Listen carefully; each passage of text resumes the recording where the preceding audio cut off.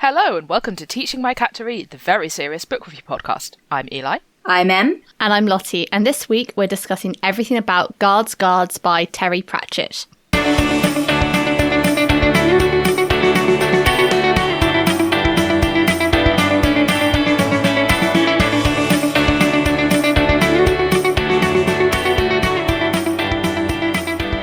So exciting! Oh my god!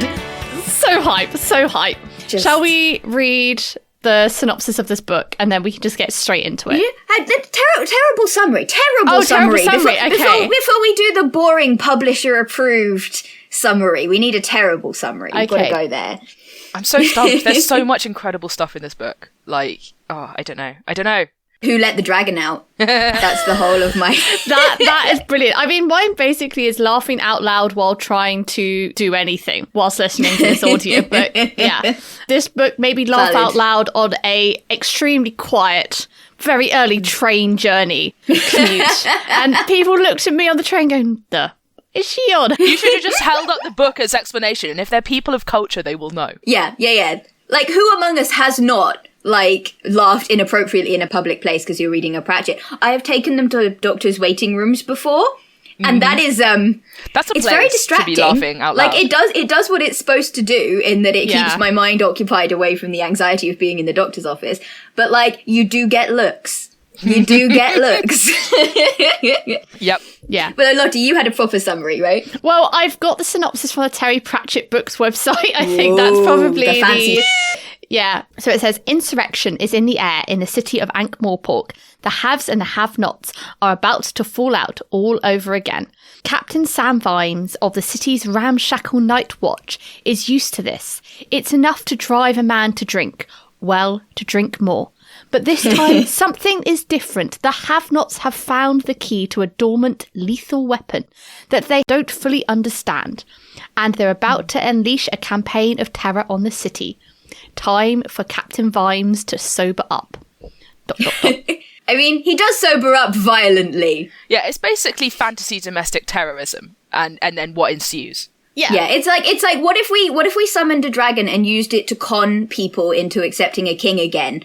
Whoops, we can't send the dragon back. Because everybody knows that, if you slay the dragon and save the city, you must be the king, right? And So that's the con. Which, as a sort of like a coup by and I love their name, the Supreme Lodge of the Elucidated Brethren of the Eborn Knight. There's a gag really early on where it's like there are so many of these kind of secret societies that they keep getting mixed up with each other and going to the wrong meetings. And doing the dramatic code phrases that are almost the same up until the last question. I love it. I tell you what, it's amazing. I think one of the things I loved about this book, as a first-time reader of Discworld, I didn't plan on re-listening to this complete book because I'd read this book reasonably recently, and I re-listened to the whole thing because you can't stop. It made me. I couldn't. It made me so happy, and that first scene with the Secret Brotherhood, it felt it's very hilarious. It's so funny. It felt very Monty Python-esque. Was the only way to describe it. Which is really funny because I didn't notice that until I thought it was funny, but that was not. I was like, this is vaguely familiar, but it wasn't until you said, "Oh, it's Monty Python-esque." I went, "Oh, of course it is." Yeah, it's like every goddamn peasant in the Monty Python and the Holy Grail. Help, not getting the level of gravitas that's appropriate for a King Arthur narrative, and just absolutely. I guess almost baldricking their way through everything. I love there was that. The guards had quite a lot of humour with their puns and play on words. Then you had the physical humour, which the bar fights, that entire description of basically there's a bar fight and the watch have their new recruit, Carrot, which as a name is beautiful. It's the Chris Evans Dorito. It's describing his shape. It's describing the shoulder to waist ratio. and he's adopted by the dwarves, but he's 6'6" and built like a Dorito. And he's the only dwarf that is that tall. I guess on my first listen, I didn't pick up that humour because I was still trying to work out the plot and the characters and stuff. But on the second listen, my God, did I laugh so much when they were just sort of talking amongst themselves, and you can sort of imagine this bar fight in the background as someone's thrown through a wall or the door, and Carrot's just like beating everybody up. And they're having like this awkward small talk conversation, like, oh, you going on holiday this year, Fred? Yeah. Oh yeah, the wife wants to go to X, you know. And then The other thing is that the bar in question it's a dwarf bar in Ankh-Morpork, and so you have this thing of like, there are all these dwarves who've sort of left the mines and come to the big city, and they want, promise to send money home to their families and everything. And dwarvish culture, like in the mountains and in the mines, is very like not into drinking and revelry. You're playing a quiet game of dominoes of an evening. And Carrot, who has been raised in this culture, like the most proper dwarf ever, goes in and is just like horrified that all of these dwarves are sort of have abandoned their culture like this, and they're all drinking and yelling and fighting and blah blah blah. And he just scolds them. He's like, think of your poor mothers with their white beards, thinking, oh, what is my son doing this evening? Is he having a nice quiet game of dominoes? And no, you're here fighting. You should be ashamed of yourself. I bet you haven't written in ages either. And it's like all the dwarves just start crying. He scolds them. It's so and it's funny. like it's the first instance we get of like, I think it's more developed in later books, but like Carrot's superpower of just, he's not mad, he's just disappointed. And like he makes everybody want to be like live up to how he sees them, but it only lasts as long as he's actually standing there. And then anybody else is like, if we tried that, we'd be dead. We did geography, to use colons. Here's the thing about this book, right, is that there's this whole con that's being put on by this secret brotherhood, mostly made up of idiots. And this con is like, oh, we've got to find someone to pretend to be the long-lost heir to the throne that was deposed ages ago, and pretend, and he'll turn up and magically kill the dragon, except we control the dragon, blah, blah, blah. And all the meanwhile, Carrot actually is the long-lost heir. It's so funny. It's so good. I love it so much. And like nobody knows except the patrician, and like I think maybe Vimes has an inkling towards the end. I think Colon, when they're at the pub, Colon is going, it's kind of funny, isn't it, when you think about it? Like, Carrot's natural charisma and the crown-shaped birthmark and the sword handed down through the ages that's not magical at and all. And the sword that's not like sparkly but looks like it would like actually kill people. Yeah. Just a perfectly serviceable blade. And then he's just like, nah, it's probably fine. And then he just like very drink it off. deliberately does not pursue the train of thought. Also, Which the is fact excellent. that, like, Carrot, I feel the two humours you get from him is one, that he is like the physical humour, that he is this 6'6" Dorito of a man. Very earnest. Yeah, very earnest. He takes metaphors literally. He's got extreme himbo energy in this book. I don't think it's so much the case later, but in this book, he's very much drinking his respect women juice.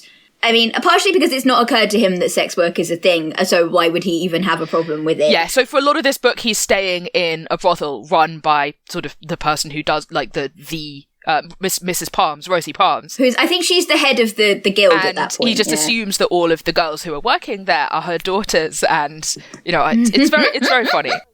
There's, I think, another number of pieces of humour from that, because one of my points that I wrote down is that it felt a lot like comedies like Blackadder and The Thin Blue Line, which I watched when I was younger, and you get the physical humour, and you don't understand, like, when you're younger, kid, when you're a kid, you don't get maybe like the play on words or the written humour maybe as much, but you get the physical humour, you get the slapstick humour, or even Monty Python to that extent.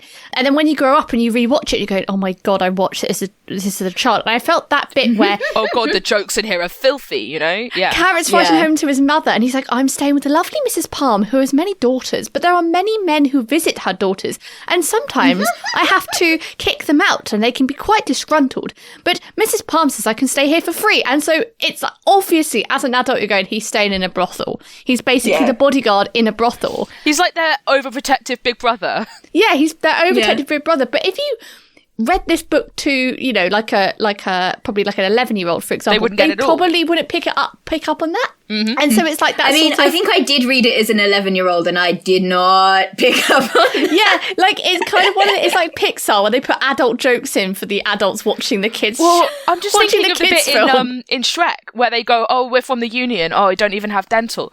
And like as a kid, you're just like, "Fine, whatever. I don't quite get it." Or like it's just absurdist, It's just like a weird thing for for them to say, and it's funny because it doesn't make any sense. But then as an adult, you're like, oh my god, that's the funniest. Like, and we've done that in D&D. Like, yeah, we have played D&D and pulled that as party members. Like, yeah, Ro was starting to get a bit annoyed with us for using that gambit on every low grade guard we found. Listen, if it works for Rose Tyler, I love though. It's like Carrot he's so innocent in that respect because he's come from a very sheltered background. Is that a fair description? Like, I mean, literally underground.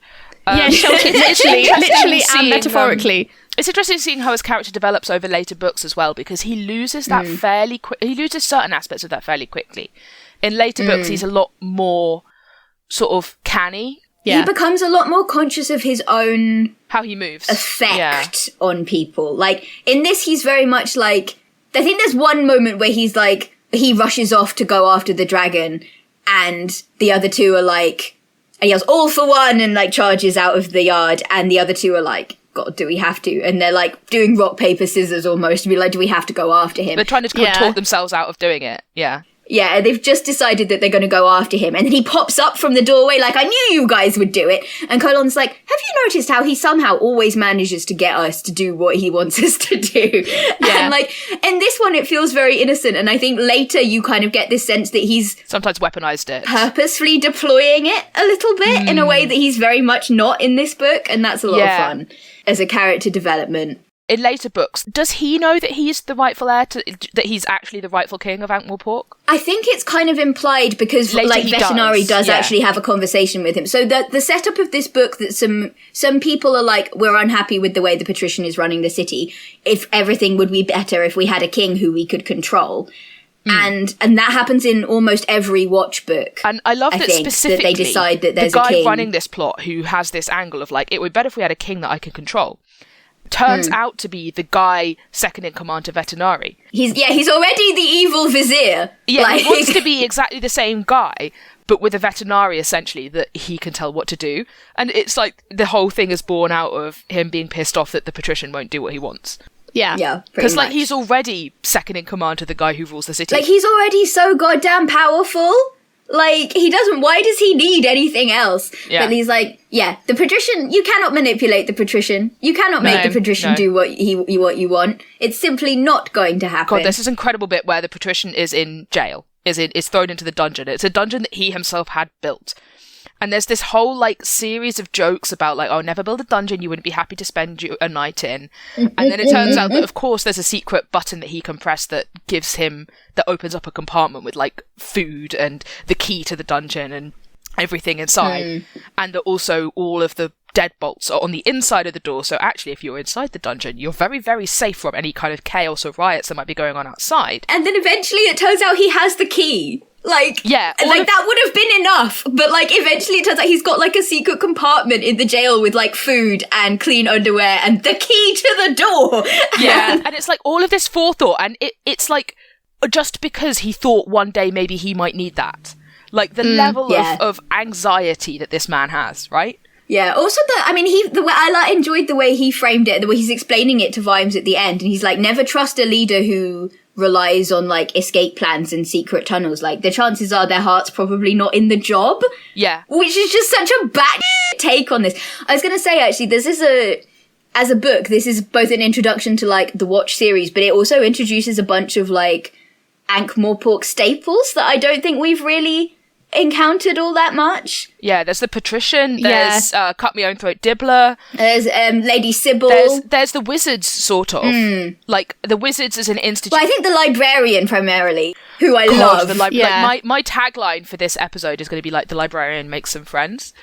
There's this so in every Pratchett book, I think I've talked about this in previous Pratchett episodes we've done, every Pratchett book has one line that like punches me in the chest, it makes me cry.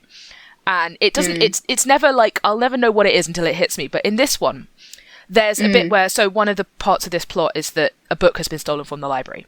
And the university library, the magic university library. And the librarian of this library is an ape. He's been turned into an orangutan by the magical accidents that sometimes happen when you have all these books, all this magic in one place. All this knowledge in one place, yeah. And he's very, very protective over his books. And a book gets stolen, it's a book about how to summon dragons. And the librarian engages in some mild time travel in order to find out what was in the book. so that he can unravel the mystery of like what the hell is even going on. And he time travels back a week because library space it occupies its own dimension and you can use it to do time travel, basically. But it's like knowledge equals power equals energy equals matter equals mass. Yeah, and then that much mass all one space, you know. Yeah, and then a second-hand bookshop is just a genteel black hole that knows how to read. And there's this one line, so he travels back in time a week and he goes, oh, somewhere, like this was his darkness, somewhere out there. He was asleep, like at the front desk or something. And he contemplated, you know, waking himself up, having a little chat and telling himself that he had friends and it was all going to be all right. And oh my God. I want to give him a hug. I love him. Oh. It's really interesting to me because this book, I think, is one of the, because it's of how early it falls in the sequence, it's still one of the ones where Pratchett's doing a lot of satire. It's maybe not as plot-led, or he's not decided quite as firmly what he wants to say. So the comedy balance is a bit different to some of the later ones. Yeah, it's a bit more farcical, I think. Then there's a lot more of like the watch being made fun of. Yeah. But it also, on this reread, what I was really struck by was the balance between those extremely funny moments, because they are just absolutely, the like Beowulf Lottie said, joke, you just, man. Oh my God, the Beowulf joke.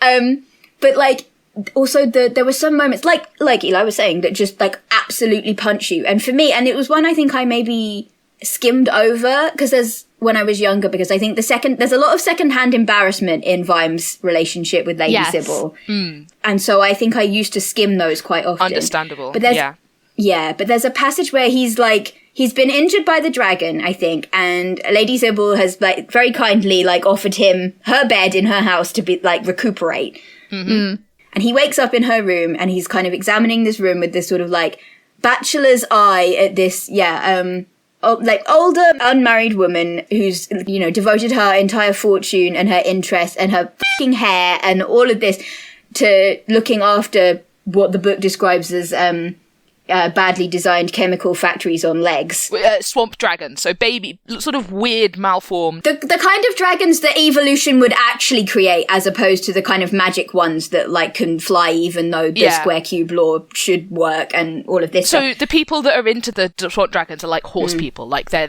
clearly based on equestrians. They're basically like horse breeds. But the dragons themselves are more like French bulldogs that can't like procreate on their own or something. They're like these pitiful animals that are bred for show, essentially. Yeah. And he's talking about like seeing the pamphlets for charity balls and donation drive leaflets and the book about the diseases of dragons that which is written by her. Yeah. And he says something like it was the bedroom of somebody with a heart that could hold the whole world. And there's something about the sort of the sadness of it or the loneliness of it that makes, he's like, it was the kind of room that made you want to like burn the whole world down and start again. Yeah. The fact that somebody that caring could also be so lonely. Yeah. Or like just that she exists at all. And that's, I think, an element of their relationship that I maybe missed when I was younger and that I enjoyed very much on this reread was him just looking at her with sheer awe. Like, how do you even exist? Not necessarily entirely in a positive way. Like, what? Yeah, but like, I think later in the book it very is. I do like at the end as well. You see that she does have friends. She has friends who turn up to help her after all of her dragons are basically scattered to the four winds because of plot. Yeah, and she has a little rescue centre for dragons. It's like she has peers and she has friends, but she is also sort of she's lonely. I'll tell you what though, the description of Errol, and I've wrote it down because it was described as like looking at Vimes like the last puppy in the shop pose, and I was going, oh my god, my heart. Oh, it's just so adorable. That entire thing. Sorry, it's so cute. No, it's very who I cute. think took inspiration from that actually is How to Train Your Dragon, the books. I think Toothless is Errol. Yeah. Yes. Because like they are so gross, the dragons in the How to Train Your Dragon book. They're like disgusting. Everything is disgusting. Crossed with like the worst smelling whatever, yeah. Yeah, and I tell you what, also, sorry, this is an anecdote from Child M's past, but we have a dog called Wookie. And we named her this before we really realized that she did in fact make Wookiee noises. So it turned out to be a very fitting name. But there was a while there where we thought about Errol, because she will just eat any f***ing thing, and we don't know why. and This is such a dog who's swamp eating dragon concrete. behaviour. Yeah, I mean, She will eat razor shells. She will maybe eat she's rocks. secretly a dragon. She's licked toads before. Yeah, no, this is so we got her home and we were like, this personality trait revealed itself. And at that time, I think Dad and I were the only people in the house who'd read any Pratchett, and we were both sitting there going, we let a swamp dragon into our home. She's going to fly by farts. Any second now, she's going to start flying by farts, and our lives are over. I do love how when Vimes gets this dragon, like slightly begrudgingly, he's sort of like the dog dad or the cat dad who he's like, I don't want one originally, but then he does. he does, but so he meets Errol at Lady Sybil's like dragon sort of horde, her horde of dragons, and she's talking about how crap this dragon is, and like, oh, he's such a darling, but like, and she takes pity on him, basically useless as a dragon. I shall have to get rid of him. And there's this moment where Vimes goes, oh, how would it be if I, and she goes, what would you ever think about? And they both realize it's like, yeah, he wants the dragon. He takes pity on the dragon. He feels common cause with it, a sort of downtrodden. That is the thing underdogs. I want to talk about. That's the thing I want to talk about, actually, because that's something that like really struck me this time. It's actually, I think the technical term is a total whittle. She calls him, it's like, because he can't fly and he won't mate and he's, he barely eats and he's useless at all the dragon things. He also ends up consuming a lot of alcohol towards the end of the book.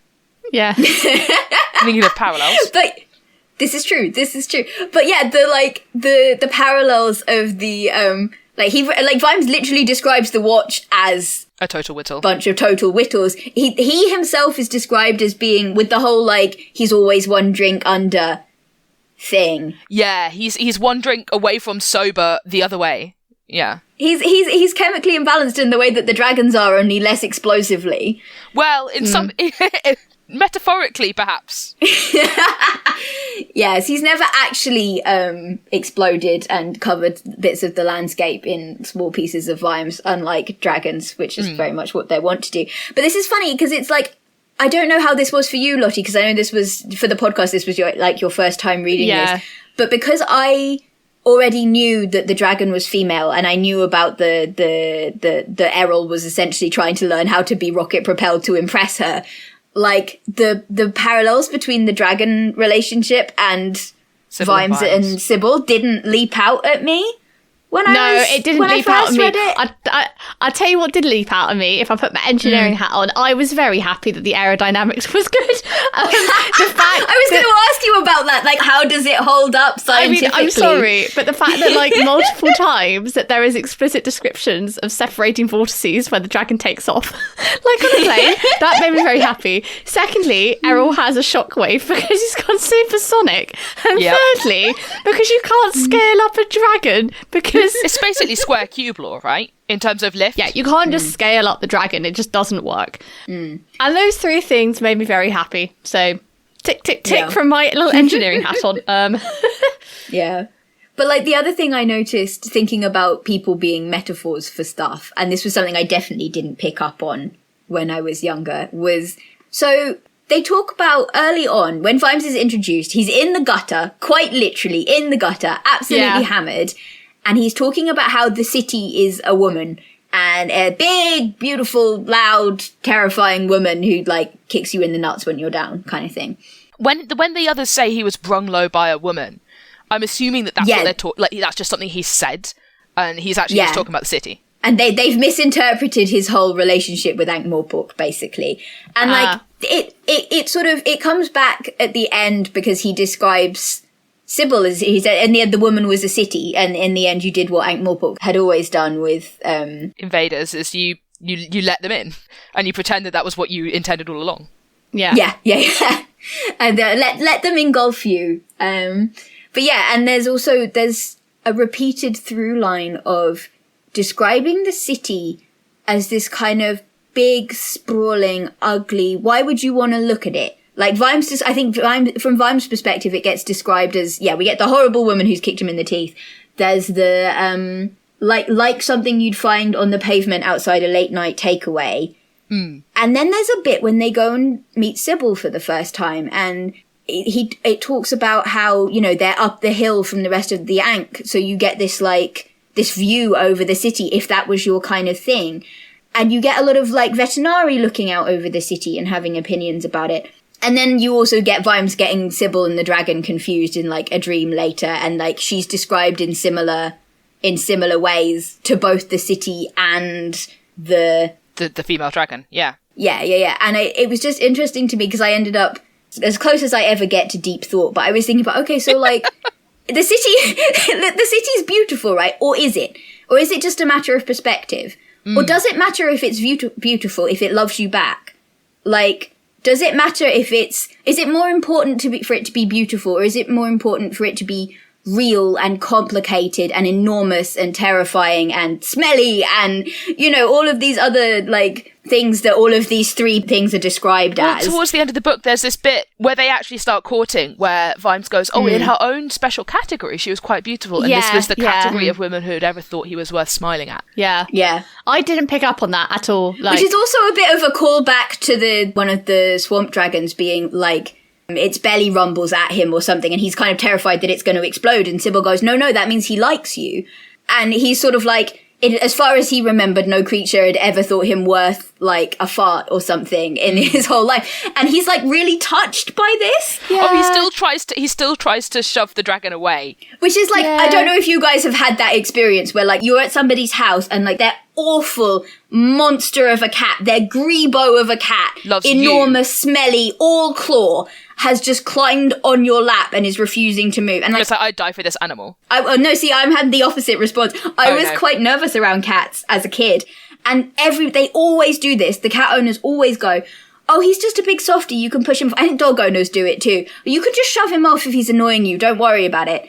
And you're like, I physically cannot do that because he is attached to my limbs. I'm terrified. He will kill me dead. And Vimes is doing that exact thing with the dragon. Is like, he's trying to shove it off and it makes warning noises, and he's like, what if it explodes on my lap? Oh God. I know. It's like when like the cat that everyone said, this cat does not like sitting on anyone's lap, and it sits on your lap, and they're like, oh, you can just shove it off, and I'm like, I have been chosen. Absolutely not. That's how I am. So the thing that I got from Vimes' relationship to Ankh-Morpork in this one is the very beginnings of the Tiffany Aching thing, where the bit where Vimes stops just being drunk and miserable and apathetic is when he sees evidence of the first killings that the dragon has done in the city, which is like some criminals, like that, you know, narrative, like sort of. And they were gonna mug the watch. It would be allowable for him to not care about these deaths because they were criminals, but it's like there's sort of there's a wall that's been turned into basically ceramic by the heat of the dragon's blast and the outline of where the men who were killed stood, and he just gets really possessive of like, this is not allowed to happen in my city. Like, now you've made it personal. This is my city. Things like this aren't allowed to happen here. And it's the beginning of the, like, Tiffany Aching protectiveness. The make selfishness a weapon. I would really like to see parallel... Like, I'd need to go back and read, I mean, a lot of her books as well. As in a lot of the Tiffany Aching books from Discworld. Yeah. I mean, people have talked about Vimes' urban witch before. I think that is a thing that people have the headology about. And the, no, this is my turf. Oh, and the sort of like, the see me not thing. But yeah, the other thing, it was really funny to me because that is introduced in quite a serious way. But it also comes back every time he and Sybil are yelling excitedly about the dragon. She's like, oh my God, how on earth is it getting off the ground? Oh, I must be taking notes. I wonder what it eats. Oh my God. Do a PhD on and this. Vimes is going, no bloody newt sets fire to my city. If anyone sets fire to the city, it's going to be me. Yeah. I think that kind of, they're both like unhinged, talking past each other. I think it's like they're sort of unhinged, but it's like the humour that shines through. Also, I made a couple of notes about a number of puns, but also I guess it's just play on words, but again, calling back to the point of things which adults might pick up that kids wouldn't. So the phrase "Bob's your uncle" No, surely Bjorn strong in the arm is my uncle. I know. It's like, Bob's your uncle. No, surely Bjorn strong in the arms of your uncle. And then it keeps calling back and in place of the phrase of Bob's your uncle. Oh, yeah. It's just like a little in-joke type running Also, gag. when somebody swears, they say, pardon my clatchin. Yeah, like, pardon my French. And I love it's a Clatchin Foreign Legion, like the French Foreign Legion in the Death books. Yeah. And I was going, oh my God, this is great. I mean, also that is two phrases which I feel are very UK centric. Yeah. And I don't know, I think because they are slightly odd phrases, you know, that, you know, it's like if you hit idioms from another... You're very idiomatic, yeah. Yeah, from another language, and you go, that doesn't make any sense to you, because it doesn't. It's the conveying of the message. And likewise, I think those two jumped out at me, but I did love Bjorn Strong in the arms, your uncle, because Bob's not my uncle, Bjorn Strong in the arms is my uncle. And it made me laugh because he keeps saying it. And he's like, Bjorn Strong in the arms, your uncle, everything will work out. It's like, yeah. The one that really struck me, and I think I'd missed it before, was the set a thief to catch a thief. And the idea that set a thief to catch a thief is like a PR exercise by the Thieves Guild, because the original Ankh-Morpork phrase is set a deep pit with knives and a spring-loaded dagger trap with like a whirlpool of death in it or whatever to catch a thief. Whereas if you set a thief to catch a thief, that's twice as much work for the Thieves Guild. Exactly. But it's also like, it's like they're trying to get you, that will probably work better than setting a thief to catch a thief, but it will also kill the thief. And they're like, hey, can you stop doing that? Hey, it's not okay to kill us. We are law-abiding citizens who pay taxes. We have a guild and everything. I did like in this book, I think it explained the guilds quite well. Yes. Because you're coming from Carrot's perspective when he comes in. And so as a reader who, like, now I've read more Discworld books, but the first time I read this, I hadn't. And it definitely gave a very good introduction to the reader. You're following through Carrot as the person who doesn't know this world and doesn't know this city. And like Ankh-Morpork specifically, because Ankh-Morpork is its own special thing in the disc. Yeah. Ankh-Morpork, I love that the introduction of the guilds is basically like, the patrician just said, what if we legalized crime? And like, if we have to have crime, it should at least be organized. Yeah. If we're going to have crime, then it should be organized, and there should be like a limit and a quota to the crime, and therefore there will not be more crime because there is a predictable amount. And like, it's more efficient than having a city watch, because they have to work twice as hard to make crime go down. Whereas thieves just have to stop working. Yeah. And as a result, the night watch's job is just to go through the city, sort of passively ringing 12 this o'clock bell. and all's well. 12 o'clock and all's well. And the first time Nobby gives it to Carrot, and he starts like ringing this bell really sort of aggressively and yelling, 12 o'clock and all's well. And he's like, shh, you're going to wake everybody up. And Carrot's like, isn't that the point, to tell them that everything's okay? One of the things I love about the watch in this book, though, is you have sort of, for the first time, I guess couldn't happen any earlier, but you have this idea that they're not servants of the patrician, they're not servants of the city, they're not servants of the crown, they are servants of the law. They're like officers of the law. And that comes back a lot in various watch books. I'm thinking specifically of Night Watch, which I can't wait to get to and talk about on this podcast. Yeah, that would be amazing. There's a thing about like who do you serve and serving the law that's really relevant there. It was really interesting to come back to this, having now read all of the other Vimeses and the differences in the kind of, I guess, established Vimes versus early season weird Vimes. Like, there's a bit where he says that the wizards are worse than civilians. And there's a bit in a later watch book that is absolutely iconic. That is somebody says Vimes should be okay with hitting civilians or whatever. And Vimes is like, a watchman is a civilian, you inbred streak of piss. And it's it's a very, I think it must be Jingo, because it's a very pointed and, like I said, iconic repudiation of the idea that policemen should be soldiers. Yeah. But in this book, like, they very clearly are. Like, Nobby and Colon's backstories are definitely soldierly. They all have swords, which is a thing that you don't get so much in the later watch books. Like, they're actively against the watch carrying swords. Yeah, there's a few instances of it, and then it's kind of interesting to see where Pratchett took that later. I kind of think you could sort of retrofit that into, like, in this book, they're the last remnants of a watch that was basically soldiers. And then as they go forward and sort of figure out what the watch is going to be going forward, you get the new new watch. Yeah. Yeah. No, I think that's valid. Yeah. I was going to say that reminds me actually what something that really struck me reading this one this time was a very strange sense of nostalgia, because this is old Ankh-Morpork. Like, this is the Ankh-Morpork that... So I started with the Light Fantastic. So I started with Rincewind's Ankh-Morpork, which is very entirely lawless. Everything is just a walking, like, swords and sorcery piss take. Everybody's a D&D NPC, a caricature of a D&D NPC. There's a line in this about they go into a bar and it's full of, like, heroes looking for quests, and it felt forced, almost, knowing, like, well, having I read think it felt it's supposed to. I guess. I think in this book, what that is serving is kind of going, the old stories don't work in Ankh-Morpork anymore. Like, they don't have a king, so they can't be offered half the kingdom in the king's daughter's hand in marriage. So all the heroes off instead of killing the dragon. You know? They have a patrician instead of the king, and that works better.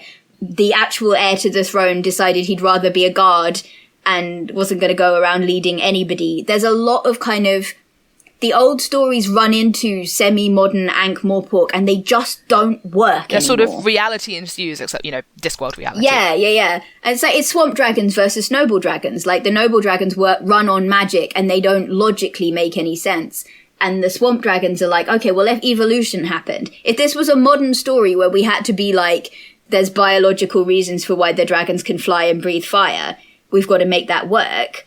And it's about, in a lot of ways, it feels like it's about that clash. But yeah, it's really interesting because it's the mended drum now, not the broken drum. Yeah. You know, the infamous Ankh-Morpork pub. And this is, it was a really weird sense of nostalgia for me to come back to it and kind of go, I've sort of missed this Ankh-Morpork. Like, I like what it grew into. I really enjoy it. And I think it was an incredible trajectory for Terry to take. But like, I enjoyed this for the nostalgia of, this is my Ankh-Morpork. You know, this is the Ankh-Morpork that I grew up with. Weirdly. But yeah, it's a very odd nostalgia, and it's a product of the series having gone on so long and the people and the places having developed over such a long period of time. Yeah, I'm trying to think now if there's any piece of media that has that sort of longevity for me.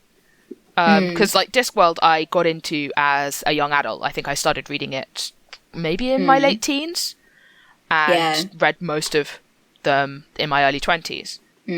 Yeah, I don't know. Not something where it kept evolving and developing. I think Discworld has got the crown on that one. It's got. Yeah, I think it's without compare. I think I definitely feel literature like you can read different things into it as you get older. I don't know. Oh, I don't yeah, know if you for found sure. that. No, I mean, I think. Oh, for sure. I mean, I didn't get the Beowulf joke until this time round. Wait, what was the Beowulf joke? When the heroes are all like gathered around the poster, hilariously one of them is like spelling it out for the others because they can't read because they're barbarian heroes. Basically, Vetinari is offering 50,000 gold for the decapitated head of the dragon. And all the heroes are like, yeah, that's garbage rate. You know, the going rate is daughter's hand in marriage and half the kingdom. Yeah. They're having the complaint, you know, they don't make monsters like they used to. They don't make quests like they used to in the good old days. You know, I had a mate, right? I had a mate who killed a monster, and the next day his mum came up to complain. His mum came up to complain. Oh my God, I did not notice that at all, but I love it. It's like, it's there. If you know Beowulf, it's there. Yeah, I genuinely like almost cried with laughter. It was so, like, it got me. It's so good. Yeah. It's funny as well, thinking about like, I'm kind of about nostalgia and about things that you don't get when you're a kid. This book is a really weird one for me because I feel like it satirizes a lot of stuff that I haven't actually read. Like, I know what it's satirizing, but I could not tell you, hand to God, where I first saw it or why I know what that trope is. I feel like almost like the sort of Narnia genre of books. Like the the good will win out and magical creatures and... I don't know. Yeah, not so much. I'm thinking more like the noir tropes, for example. Because that's true. I've read like one Raymond Chandler. Of all the cities in the world, why did the dragon have to fly into mine? Also, which I love as like, that's the first hint we get that the dragon's female. Because normally it's, of all the gin joints in all the world, she happened to walk into mine. Mm-hmm. It's always the femme fatale. Yep. And at this point, but he's talking about the dragon. And at this point, we don't know that the dragon is female. And that was such a lovely bit of foreshadowing that I totally missed. I mean, I didn't get that until you just pointed it out, so. But this is, like Lottie says, every time you read a Pratchett, you get something different out of it. Mm-hmm. It's so deep. You know, there's so much going on. The world building is so dense. But yeah, the noir tropes. And like, yeah, him being in a gutter and brung low by a woman, and he's got to be drinking because otherwise, the world's too awful to look at sober.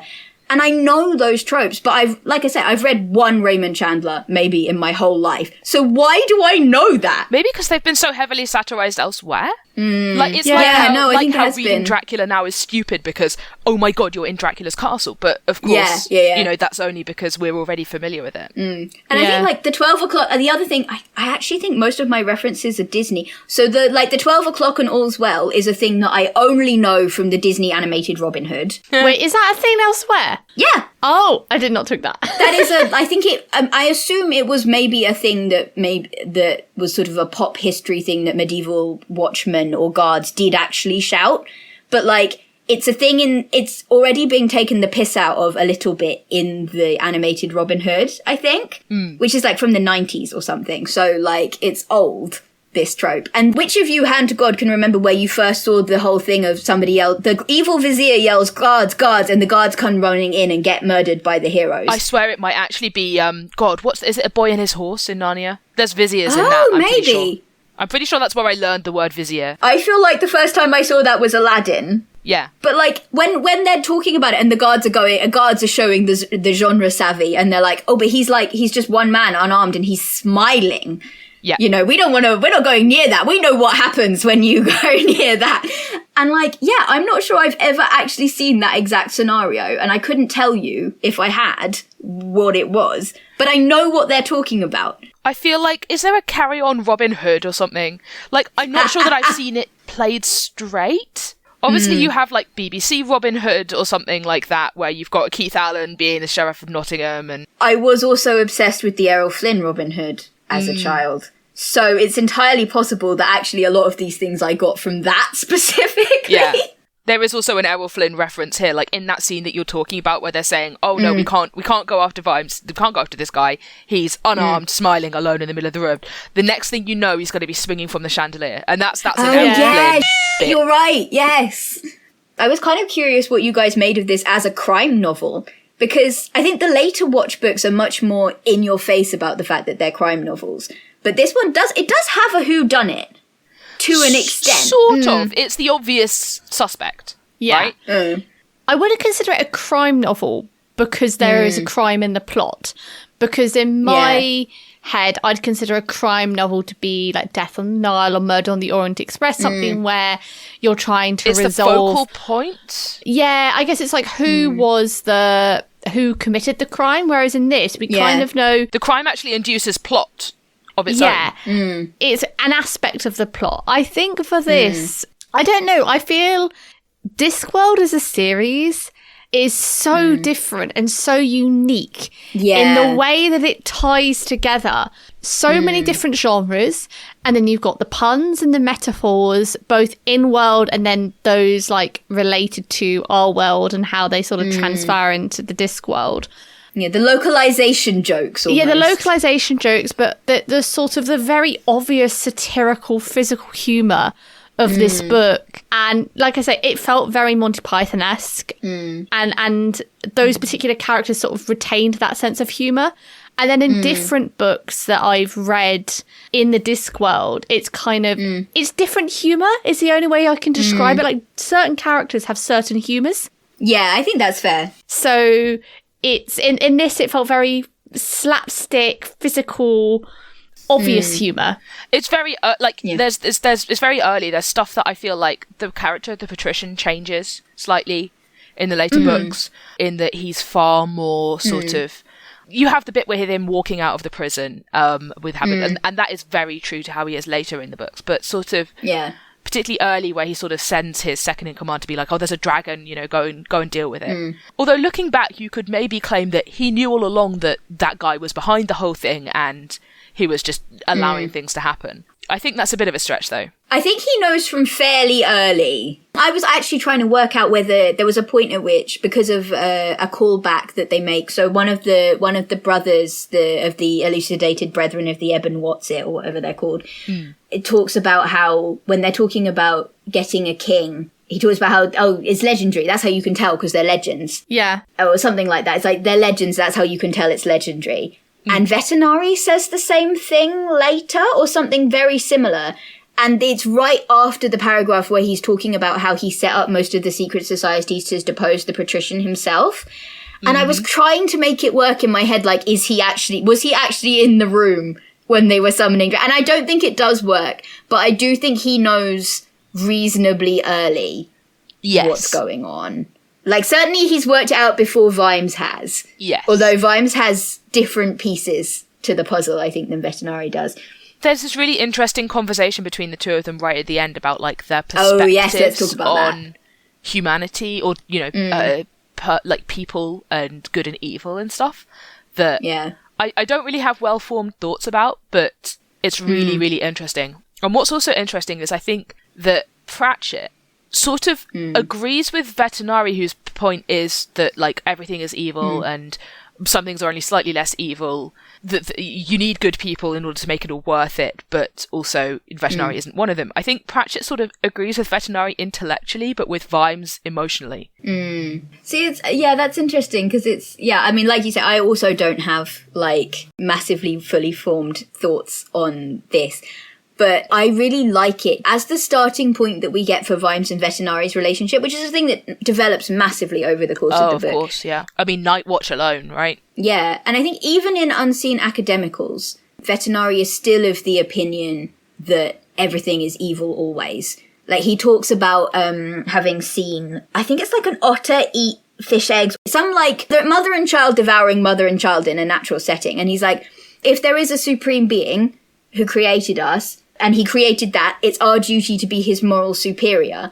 So it's not that he hasn't changed his mind about existence being fundamentally evil, but he has sort of taken the next step along, which is, or at least he's explicitly stated it in a way that he doesn't in this book, that we have to do better than that. He's very interesting to me. But yeah, I enjoyed everybody is evil, actually. It's just that they're on different sides. There's no such thing as a good person. Everything is just a seething mass of evil all the time. And Vimes is like, how the f*** do you get up in the morning? And Vetinari's like, piss off, Vimes. I want the answer to that question. It's not obvious to me. See, I don't know. I feel like the subtext is meant to be like, oh, it's obvious why he does it, like, because he's secretly deep down a good person or something. I don't know. No, I don't think it is supposed to be obvious. I think it's just I don't know, he's an interesting character. Yeah. And I think at that point, I think maybe it is just that he really likes things to work and he can make that happen, you know? And he's very dedicated to it. It's just satisfying intellectually. Yeah. But I love the main thing I love about that. It is the most, honestly, I think it's one of the most miserable things that's ever been said in a Pratchett book. It's the bleakest, most depressing outlook on the world ever. And then the very next day, because of how stories work, they've summoned the guard who won their 1,000,000-to-1 chance to, like, you know, to help get rid of the dragon and saved the city, even though they kind of didn't really. They were mostly just there. Yeah. But there has to be a hero, and we have to reward them. I don't know, they enabled Errol, didn't they? Yeah, that's true. And they did, I mean, I think it's important for the city that they arrest the dragon, but it's not so much for it's a catalyst for them becoming good coppers. Yeah. In as much as that exists. Yes. This is fiction, it can exist. What they do and what they grow into is not about them saving the city from the dragon, in so much as it is how it changes them into being better policemen. But yeah, anyway, they're going to get rewarded because they're the heroes. They're the heroes of this grand adventure, and there's got to be a story, and this will allow us to, like, draw a line under this and move on. And they come before Vetinari and Lady Sybil, who's described as looking like a galaxy, I think. Like, Vimes is just so absolutely smitten for this enormous woman, and it's great. He's just, like, sitting there in his shortness going, oh my god. Anyway, this is not the point. Not the point. He's right, but not the point. And, like, the whole city council is there, all the heads of the guild, all of these people that we've seen actually laugh at Vimes and humiliate him earlier in the book. Yeah. And they come up to Vetinari, and Vetinari's like, okay, what would you... He's droning on for a bit, and Vimes kind of tunes out. And Vetinari's like, okay, so what do you guys... What do you want as your reward? Yeah. Like, we have to offer you something. And they're quite... And he's quite tense about it. And you can see that the council's quite tense about it. And they're all kind of freaking out about... they can ask for his daughter's hand in marriage and after kingdom. Yeah. And that's what they're expecting. And then... The rank and file, or the rank, as one of my favourite ongoing jokes of the whole thing, because they smell. It's great. They have a little whispered conflab, and they go, oh, could we have a, like, maybe $5 more a month Yeah. on the wages. The wages just aren't right. And Vetinari's like, I'm sorry, what? And Colon incorrectly reading that silence is like, well, maybe we could, a new kettle? Errol ate our last kettle? Yeah. And Vetinari, you can see the migraine forming around Vetinari's head. Yeah. And he's like, yes, okay. And it's like, well, and maybe a dartboard? At which point Vimes, like, cracks up. Yeah. Vetinari's like, so let me get this straight. What you're asking for is like a petty wage increase, a utensil, and a dartboard. And Vimes, yeah, he absolutely loses his shit. Yeah, and he says, for the saving, I think it literally says, for the saving of souls. And you go, yeah, that's it, isn't it? You all genuinely, with your horrible, petty worldview, everybody is evil and irredeemable and nobody will help. Which, to be fair, has in some small part been borne out by the fact that the whole city has gone, yeah, sure, we'll sacrifice this completely innocent woman who's never done us any wrong in her life to the dragon in order that it doesn't kill us. We're sure we'll all... We won't say yes, but we also won't say no to evil. Yeah. And it's borne out in a lot of ways, Vetinari's view of the city, except for our boys in not really in blue, in rusty chainmail, being like, actually, it's 1,000,000 to 1 chance, but it might just work. Nobody else is doing this. They're doing the Susan thing. Nobody else is going to say, not here, not today. Yeah, somebody ought to do something, and here we are. Yeah. Like, even if, unchaining Sybil from the rock is probably not going to save her, but we have to do it anyway. We have to try, And these people that have been, like, spat on by the whole city their entire life, people who've been described in the most disgusting terms in this book that is actively sympathetic towards them and what kind of wants them to succeed. And they just completely, without even meaning to, refute this horrible, miserable thing that the patrician has said in the previous page. It blows my mind every time. I love it so much. Ain't nobody doing it like Pratchett. Nobody ever has and nobody ever will, and that's that on that. Yeah. Honestly. So what's the next Pratchett we're reading for the podcast then? And we could do more death. I do think Reaper Man would be a lot of fun. I think we had Reaper Man. We add it to our long medium list. Yes. Longer medium list. It gets longer and longer. We haven't done any witches yet. We really need to, because we could for next season we could pair Weird Sisters and Macbeth. Oh yes, please. Okay, I done. think that That's would be 2 really down. fun. When we did a planning episode for series 4, even though we're on episode 5 of series 3. When we're doing this until we're like ancient and 80 in a care home, and they'll be like, "What are you doing this week?" Yeah, like everybody else, like we'll be the only people that are like recording audio podcasts. Everybody else will be getting their media like direct downloaded to their brain. The Elon Musk Neuralink chip, yeah. We'll be sitting there with our plastic physical microphones. Yep. We finally made it to the end of the Discworld. Yeah, basically.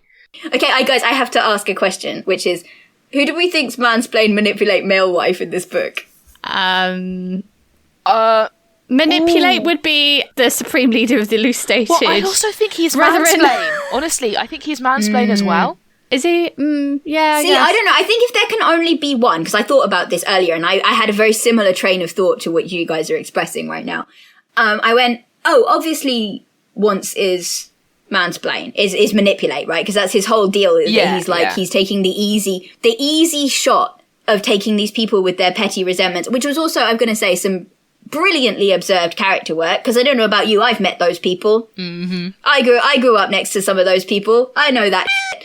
I went to school with some of those people, But yeah, he's definitely manipulating them. But it's also, he's taking advantage of the fact that they're quite stupid and they're already quite bitter. It's easy grade manipulate, And it does consist of a lot more mansplaining type behavior than when you set it against somebody like Vetinari. Yes. Who's playing 5D chess out here. Yeah. He's like, oh, what level of manipulate are you on? You are like little baby. Watch this, and does the same thing on the scale of a whole city without anybody even noticing it's happening. Yeah. And I think, I'm sorry, Vimes is male wife. Oh, Vimes is male wife. Yeah, that's no, fine. I agree with that. Vimes and Errol both, I think. I tell you what, I've gone up and down on the Vimes and Sybil relationship in my time. And by the end of the books, I do really enjoy it. But I've always been a bit iffy about this book. But I tell you what, there is something about the image of Vimes tiny, stinky terrier man staring up at this woman, this massive woman that he's just like, this is a Valkyrie, this is a god. This woman is like an entire galaxy on her own. Amazing, show-stopping, incredible, wonderful. Like, I love it. Yeah. I love it so much. He's just so genuinely into her and in awe of her, and it's as he should be, because she's amazing. I could do a whole other podcast just talking about how much I love Lady Sybil, honestly. Oh, yeah. Like, just the whole bit, like, in her bedroom where he's talking about, like, oh, this is not a bedroom that ever thought a man would see the inside of it. And I'm just like, I love her. I want to be her friend. The bit that sold me on their relationship is that bit where they're talking past each other about the dragon, both unhinged. Her being like, I've got to study it, and Vimes being like, I'm going to set fire to Ankh-Morpork. I tell you what, I made a note of a crossover, and I was thinking, if you had Lady Ramkin in Temeraire. Oh my god, she would be running the dragon rights. She would be, if she ever met Temeraire, they would be teaming up to get dragons in Parliament. Yeah. Like, she'd be all over that shit. If someone knows of the fan fiction of that specific crossover, email us, teachingmycattoread@gmail.com. Oh god, I had a cursed fanfic idea for this, which neither of you it's a Star Wars thing because everything is Star Wars in my brain recently. But my tag for the police in like the Clone Wars era of Star Wars is Corey Guards. And I started that as a joke, as a Coruscant guard. And the thing is, there is an enormous dragon-like beast that is very difficult to kill and eats energy in the Clone Wars that does attack Coruscant. And the Coruscant Guard are like the most hated space cops in the whole galaxy. And you could do that, AU. You really genuinely could. Are they hated for like police brutality reasons or for just being a bit stinky and useless? See, this is the thing. It's kind of, it depends who you're reading it or which writer, yeah. Yeah, because it's very like, on the one hand, I think the rest of the army looks down on them because they're like glorified mall cops and they're not doing the real war type. But they are also the ones that have to deal with Palpatine being like, hey, I would quite like it if you murdered everybody who disagreed with me, actually. So you can go really dark with it, or you can go really... But either way, they're not having a good time. Mm-hmm. But yeah, anyway, that was the cursed fanfic idea that I came up with for this, because I'm incapable of doing anything without also making a terrible fanfic of it. I haven't even finished watching Clone Wars, and I'm so invested in these stupid f***ers that I've seen on screen like twice. It's terrible. We should wrap this episode up. Yes, we really should. What else are you guys reading? Double quick. Guys, cat rating. Oh, you're right, yes. So there are dragons. There aren't cats. And I think the dragons in this book are actually more like dogs than cats. They're running the gamut a bit on domesticated animals, aren't they? Because they're a bit like horses in that... The people who look after them are horse people. Yes, they're keeping them as the province of the rich. Rich, yeah. They die so easily. They you know, like, they chip a hoof and they're like, that's it, I'm done. Yeah. Goodbye, cruel world. Which is very horse-like behaviour. And, like, the breeding of them being so important and them having the long, complicated, stupid names... Yes. Is very horse. Well, that is also show dogs as well. Have long, stupid names. That's true. And like the scene where Vimes is like has one on his lap, and Sybil's just like, "I'll shove him off. Is he the bother?" That isn't species specific, but it is ancient monster of a family pet that only the family could love. Yes. Full of smells and unhinged violence. Yep. But it's not... that could be a dog, it could be a cat, it could be a particularly unpleasant lizard. Like, you know, it's not species-specific is what I'm saying. Yeah. I do think these are the least cat-like dragons of all the dragons that we have seen on this podcast. Yeah. However, point in favour for the cat scale is the patricians in this book. Yes. That's a very good point. Like, the bit where he leaves the prison is peak patrician. Yeah. He chose to be in the box. You know, nobody put him in the box. Yes. Without his consent. He chose to be in that box, and he could leave any time. No, absolutely. So I feel like an 8.5. There's crimes, there's stabbing, there's sneaking about in the dark, there's violence conducted by animals. There is a huge amount of shenanigans. Mm-hmm. Just endless shenanigan as far as the eye can see. I can't believe we didn't really even talk about the 1,000,000 to 1 chance, but it might just work thing. It's been talked about to death. Guys, it's fine, it's boring. We can do a mini episode on this in series 4. Yes, this is true. I propose 8.5. Yeah, I'm good with that. Oh, I would say 9. So I guess 8.75 on average. There is no actual cat in this. There is Cut My Own Throat Dibbler, with whom Gothmog shares a propensity for lying In particular, her being like, I haven't had dinner yet, I promise, I haven't had my snack yet. I've never eaten soup, not once in my whole life. Exactly, which I feel is very CMOT doubler of her. Can I just say, I really enjoyed the fact that he was actually buying the stuff from the Mystic Monks at the end, because you think he's lying about it, and I've honestly, for the whole of Discworld, I have thought he was lying about that. In every book he says that, but no, he does actually have contacts. Yeah. I like that he has standards for what he will and won't lie about. That's very pleasing to me. Some rules known only to him. So, what else are we reading? Nothing. I'm rereading Harry the Ninth. I was like, and this is really stupid of me. You want to hear why I decided to do that? Why? I was like, I have done too much. I've been reading too many screens. I've been reading too much Star Wars fan fiction. I need a break, but I need something light that will distract me easily from the Star Wars brain. Isn't that the one where it gets real? Yeah, it's also one of the most complicated books known to humankind. Right. It is. I know people who have read it 3 or 4 times and still don't know what happened. Like, I was spoiled for that book to hell and back, and it didn't make a single dent on my understanding of the plot. It's so goddamn complicated. But I was like, you know what? I really need a break. I really need to relax. I need a paper book. I need something that I've read before. And I'm like, I will read the most complicated, nonsensical thing that technically fits into this category. Layers within layers of like betrayal and complicated magic systems that I don't understand. And unreliable narrators and yeah, that will be my light reading. You know what? It's working. I'm enjoying it. I love every minute. I still don't understand what's happening. And I probably never will. Perfect. So you guys have that to look forward to. Oh, no, actually, I have read... I read Daisy Jones and the Six because I've seen it all over the Bookstagram, and it's recently made an adaptation on Amazon Prime, and I was like, well, I want to read the book because I read another book by the same author, The Seven Husbands of Evelyn Hugo. I fucking love The Seven Husbands. Oh man, that's such a good book. I really enjoyed the book, actually. I was quite surprised because how the book is formatted, it's done in interview style format. So it will say like Billy ... and then what Billy said. So you kind of get the unreliable narrator, but I feel like it's a very modern take on like epistolary, like the letter format, like in like in Dracula. So I really enjoyed that. It was, for me, it's a quick read. Like I did just disengage my brain, but I haven't watched the adaptation yet. I've heard good things on the Bookstagram. I've heard reasonably good things, yeah. So, yeah, I might give that a try when I run out of Shadow and Bone, which is basically wanting me to read Six of Crows so bad because whoever plays Kaz Brecker needs, like, an award. My God, that guy has A, cheekbones, and B, like... And B, he's just so...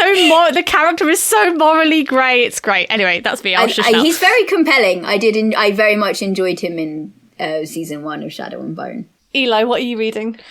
I am reading the Kubernetes documentation for work because my life is a joke. No, it's fine. I'm enjoying learning about complicated technology, but I haven't actually read much outside of that. Can we do that for an episode of Series 4 so I can finally learn what a Kubernetes is?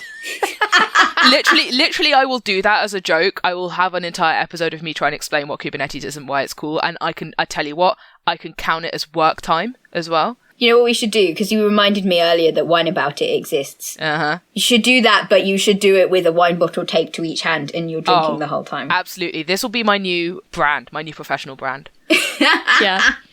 It's a good time. Amazing. No notes. Speaking of reading things, next time we are going to be talking about Hamlet, which I have never read, seen, listened to, anything.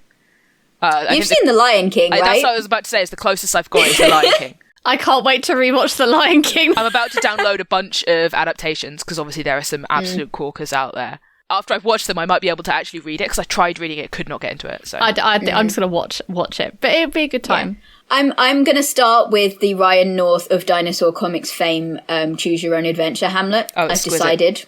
That's I might not even read the actual thing. I'm just going to do that and we'll see how that goes. Somewhere I have the Cambridge Companion to Hamlet as well. You know, if I was being a massive medievalist nerd, I would be reading the Saxo Grammaticus version, my gosh, yes. The original Latin from the medieval. Amazing.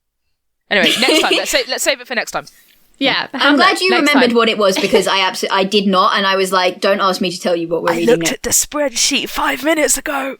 Yeah, we have a spreadsheet. We're organised. Also, spreadsheet. I cheated. Also, dear. please remember two things. So, one, if you like this episode, please give it a like or review on your podcast platform. It means the world to us. Big virtual hugs if you do so. And secondly, that as we mentioned in our planning episode, we've got another Q&A episode coming up. So if you want to send us a question that you'd like us to answer on our Q&A, you can contact us on our socials. We'll probably add it to our little document that we've got. Yeah, if you want to know which of us is gaslight, gatekeeper, or girl boss, send us your questions now. Send us a question. Or you can email us, teachmycattoread@gmail.com. It's all linked in the description box on your podcast player. Which Muppets would we be in the adaptation? Exactly. These are the kind of questions we want. So yeah, send them in. And if not, we'll make them up. So yeah, we'll make them up. So please send us some in. Otherwise, we're going to have to make them up. So say hello, send us a message, and recommend us some books to read. Big virtual hugs, and we will see you next time. Bye.